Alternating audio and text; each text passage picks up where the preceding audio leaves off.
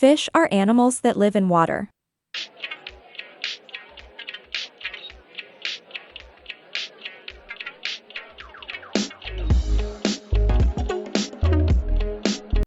Dogs are animals that live on land.